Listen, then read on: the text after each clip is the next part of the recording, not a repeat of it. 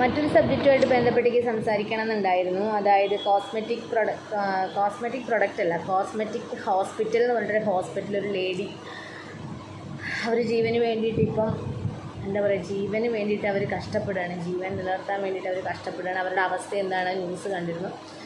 അപ്പോൾ അത് നിങ്ങൾ കണ്ടിരുന്നോ? അതെന്താ ന്യൂസ് എന്ന് പറഞ്ഞാൽ ഇതാണ്. അതായത് അവർ ഡെലിവറിക്ക് ശേഷം അവരുടെ വയറിങ്ങനെ വല്ലാണ്ട് വയറ് തൂങ്ങി.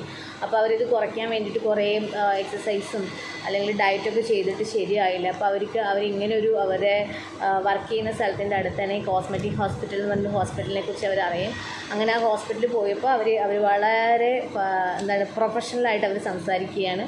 അവിടെ ഇന്ന കാര്യങ്ങളുണ്ട്, ഇന്ന രീതിയിലെല്ലാം ചെയ്യാൻ പറ്റും, സിമ്പിളായിട്ട് ചെയ്യാൻ പറ്റും എന്നുള്ള രീതിയിൽ അവരെ വിശ്വാസ്യത കയ്യിലെടുക്കുകയും അവരവിടെ പോയിട്ട് അവരെ സർജറി ചെയ്യുകയും ചെയ്തു. അതായത് കൊഴുപ്പ് കുത്തിയെടുക്കുന്ന സർജറി ചെയ്തതിന് ശേഷം അവരെടുത്ത് വീട്ടിലേക്ക് പോയി റെസ്റ്റ് എടുക്കാനൊക്കെ പറഞ്ഞു തോന്നുന്നു. അതിന് ശേഷം വീട്ടിൽ ചെന്നപ്പോൾ മറ്റുള്ള വീട്ടുകാരോട് പറഞ്ഞെന്താണെന്ന് വെച്ചാൽ, നിങ്ങൾ പോയിട്ട് സർജറി കഴിഞ്ഞിട്ട് കൂട്ടിക്കൊണ്ടുപോകാൻ വേണ്ടി മാത്രം വന്നാൽ മതി. അപ്പോൾ അത്രയും നല്ല ട്രീറ്റ്മെൻറ്റാണ് നമ്മുടെ എന്നാണ് അവർ പറയണത്.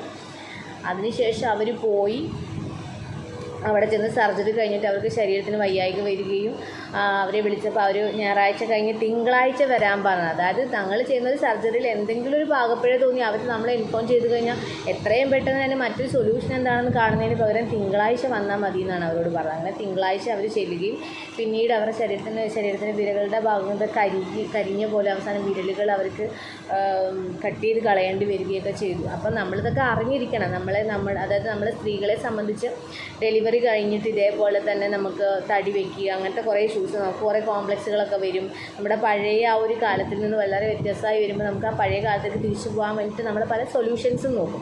അപ്പം നമ്മളെപ്പോലുള്ളവരെ ചൂഷണം ചെയ്യാൻ വേണ്ടി ഇതേപോലെ കുഴികൾ ഒരുക്കി ഒരുപാട് സ്ഥാപനങ്ങളുണ്ട് എന്ന് നമ്മൾ റിയലൈസ് ചെയ്യുക. മാക്സിമം എക്സസൈസ് ചെയ്യുക. വളരെ പെട്ടെന്നൊന്നും ഈ ഡെലിവറി കഴിഞ്ഞിട്ടുള്ള തടിയൊന്നും മാറില്ല. അതൊക്കെ വളരെ സാവകാശം എക്സസൈസ് ചെയ്ത് പതിയെ മാറ്റിയെടുക്കാൻ നമ്മളായിട്ട് ശ്രമിക്കുക. അല്ലാതെ മാക്സിമം ഇങ്ങനത്തെ സ്ഥലങ്ങളിൽ ചെന്ന് പെടാതിരിക്കുക. അവർ നമ്മുടെ വിശ്വാസ്യത കയ്യിലെടുത്ത് നമ്മുടെ മനസ്സിൻ്റെ അവസ്ഥയെ കയ്യിലെടുത്ത് നമ്മളെ പറ്റിക്കും. ഇപ്പോൾ ആ സ്ത്രീയുടെ അവസ്ഥയെക്കുറിച്ച് ആലോചിക്കുമ്പോൾ വളരെ സങ്കടമുണ്ട്. ആ കുഞ്ഞ് അതും കേൾക്കുമ്പോൾ സങ്കടം തോന്നി, വളരെയധികം വിഷമം തോന്നി. പിന്നെന്താ വെച്ചാൽ ഞാൻ ആലോചിക്കുന്നത് പല പ്രൈവറ്റ് ഫേമുകളിലും നമ്മൾ ഞാൻ വിചാരിക്കാറുണ്ട് കേട്ടോ. ഇപ്പോൾ ഒരു ജോബിന് പോയാണെങ്കിലും ഒരു ആപ്ലിക്കേഷൻ അല്ലെങ്കിൽ ഏതെങ്കിലും ഒരു ഓഫീസ് ഉണ്ടെങ്കിൽ ആ ഓഫീസിൽ ഞാനിപ്പോൾ ഒരു ജോലി ചെയ്യുന്നു, ആ ജോലിയുടെ എൻ്റെ ഫീഡ്ബാക്ക് എന്താണ്, എനിക്കുണ്ടായ എക്സ്പീരിയൻസ് എന്താണ്, കൃത്യമായിട്ടൊരു ഓഫീസിൽ പോയി രജിസ്റ്റർ ചെയ്യണം. നാളെ ഒരാൾ ആ ഓഫീസിലേക്ക് ജോലിക്ക് പോവുക അല്ലെങ്കിൽ ആ ഹോസ്പിറ്റലിലേക്ക് ചെല്ലുമ്പം ഏതൊരു ആപ്ലിക്കേഷൻ എടുത്തിട്ട് ഇങ്ങനൊരു ഹോസ്പിറ്റലിലെ പേരടിച്ച് അതിൻ്റെ റിവ്യൂസ് ജസ്റ്റ് സ്റ്റാർ അല്ല, ഉണ്ടായ സംഭവം എന്താണോ എന്നുള്ളത് അത് ചെക്ക് ചെയ്യാൻ പറ്റിയൊരു സംവിധാനം നമുക്കിവിടെ ആവശ്യമാണെന്ന് എനിക്ക് തോന്നുന്നു. അങ്ങനെ ഒരു സംവിധാനം ഉണ്ടെങ്കിൽ കുറേയൊക്കെ ഇത്തരം ഇപ്പോൾ ഈ പറഞ്ഞ ഹോസ്പിറ്റലിന് മുന്നേ ഇതേ അനുഭവം ഉണ്ടായ ഒരാൾ മരണപ്പെട്ടിട്ടുണ്ട് അത്രേ. അപ്പം അത് അവരറിഞ്ഞില്ലല്ലോ. പിന്നീടും ആ സ്ഥാപനം എങ്ങനെ വീണ്ടും ഇത്രയും കാലം പ്രവർത്തിച്ചു എന്നുള്ളതാണ്. അപ്പോൾ അതിന് ആര് അനുമതി നൽകി? ഇങ്ങനെ തന്നെ കുറേ വിഷയങ്ങളുണ്ട്. അപ്പം ഒരു ആപ്ലിക്കേഷനോ അങ്ങനെ എന്തെങ്കിലും ഒരു ഓഫീസൊക്കെ വന്നെങ്കിൽ കുറച്ചും കൂടെ ജനങ്ങൾക്ക് ഉപകാരപ്പെട്ടേന്ന് എനിക്ക് തോന്നുന്നു. അപ്പം ഇതിനെക്കുറിച്ച് നിങ്ങളുടെ അഭിപ്രായം എന്താണ്? നിങ്ങളുടെ അഭിപ്രായം കമൻറ്റ് ചെയ്യുക. പുതിയൊരു വീഡിയോ ആയിട്ട് വീണ്ടും വരാം. Love you all. ബൈ.